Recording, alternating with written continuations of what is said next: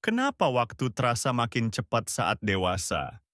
Ini jawaban psikologinya. Kamu ngerasa nggak sih? Makin kesini waktu rasanya makin cepat.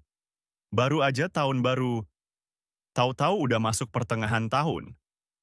Weekend pun lewat kayak mimpi. Dan tiap hari Senin tuh kayak datang lebih sering dari seharusnya. Tapi ini bukan halusinasi. Ada penjelasan otaknya. Dulu waktu kecil, satu hari tuh kerasa lama banget.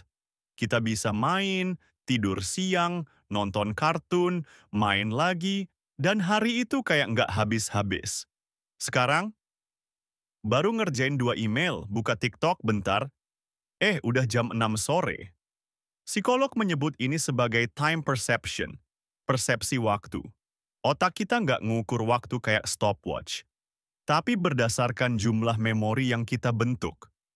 Semakin banyak hal baru atau penting yang terjadi dalam sehari, semakin panjang hari itu terasa. Sebaliknya, kalau harinya monoton, otak kita kayak bilang, nggak ada yang penting buat disimpan, dan hari itu terasa lewat begitu aja. Pas kecil, semuanya baru. Pertama kali naik sepeda, pertama kali punya sahabat, pertama kali jatuh, malu, bangga, kecewa, semua terekam. Otak kita sibuk menyimpan memori demi memori.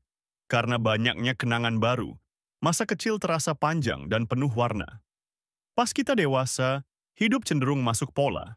Bangun, sarapan, kerja, pulang, scroll HP, tidur. Senin sampai Jumat mirip. Weekend pun kadang cuma dipakai buat rebahan. Kalau nggak ada hal yang benar-benar beda, otak nggak anggap itu layak disimpan. Jadinya, seminggu terasa kayak satu hari panjang yang diulang-ulang. Karena waktu terasa cepat, muncul yang disebut time anxiety. Kita ngerasa waktu terus jalan, tapi kita belum mencapai apa-apa. Kita mulai bandingin hidup kita dengan orang lain. Lalu muncul tekanan, takut ketinggalan, stres, sampai overthinking. Padahal, secara objektif, waktu jalan normal, 24 jam sehari.